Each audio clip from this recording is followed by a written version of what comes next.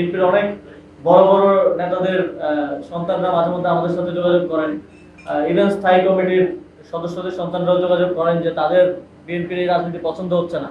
আপনারা হয়তো তাদের কাউকেও এনসিপিতে ভবিষ্যতে দেখতে পারেন ইনশাআল্লাহ। তো আপনাদেরকে পুরো তরুণ প্রজন্ম, এমনকি আপনাদের ঘরের সন্তানরাও আজকে প্রত্যাখ্যান করছে আপনাদের এই ভুল রাজনীতির ফলে।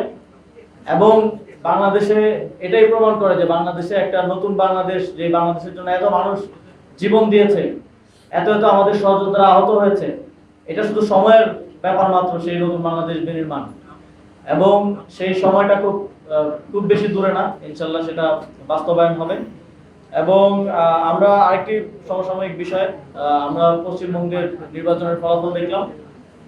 আমরা দেখছি যে বিগত সময়ে যারা পশ্চিমবঙ্গের সরকারে ছিলেন তাদের সাথে খুব সুসম্পর্ক না থাকলেও তারা বাংলাদেশকে নিয়ে খুব যে ধরনের বাজে মন্তব্য এখন আমরা বর্তমানে যারা আসছেন তাদের থেকে পাচ্ছি সেরকমটা ছিল না। তো আমরা তাদেরকে আহ্বান জানাতে চাই যে আপনারা বাংলাদেশের অভ্যন্তরীণ বিষয় নিয়ে কথা না বলাই ভালো। আমরা আমাদের অভ্যন্তরীণ বিষয় দেখার জন্য বাংলাদেশের রাজনৈতিক দলগুলোই যথেষ্ট, বা আদার স্টেক হোল্ডার যারা আছেন তারাই যথেষ্ট।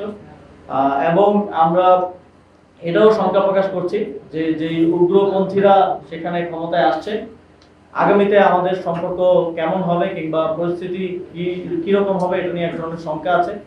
আমরা বাংলাদেশের পক্ষ থেকে বাংলাদেশের সার্বভৌমত্ব এবং বাংলাদেশের মাথা উঁচু করে দাঁড়িয়ে থাকার জন্য আমাদের রাজনৈতিক লড়াই অব্যাহত রাখবো।